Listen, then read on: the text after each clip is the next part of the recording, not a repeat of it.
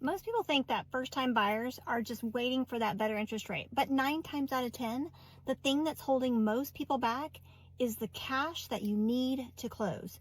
It's a lot of money, and in Oklahoma, especially in this current economy where everything is more expensive, it's just harder and harder to save money. So some of the things that you can do to start socking away cash for your down payment, if you can get your closing costs, even better. Closing costs are what, $7,000 to $8,000 typically for a buyer. Now, right now, you can kind of get some of that paid for by the seller if you can negotiate that, but you can't. It's not guaranteed. So $7,000 to $8,000, and then 3.5% of whatever price range you're trying to buy. So that can add up to quite a bit of cash to closing, thousands of dollars. So what are some things you can do? Well, first of all, stop eating out. And if you do eat out all the time, at least narrow it down to one time a week, and then put all of that extra money in a special savings account. Now, you can't put this money in your regular savings because guess what?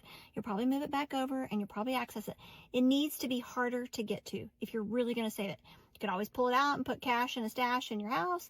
I don't always recommend that, but some people, it works for them. So however you can do it, take on an extra job. You're like, well, I'm already working 40 hours a week. Okay, so take on an extra 10 to 12 hours a week. Do some Uber driving, maybe Lyft, maybe your pizza delivery. I don't know. There are so many ways that you can make some extra money on the side. Start doing that. This isn't a forever thing. This is just right now to sock away some cash. And then another thing that you can do is sell some of your stuff. I guarantee you probably have some things that you don't necessarily need anymore, clothes that you don't wear. There are all kinds of really great ways to sell online, Facebook Marketplace, you name it. There are ways to get rid of your stuff. So those are just 3 ways that you can start saving money.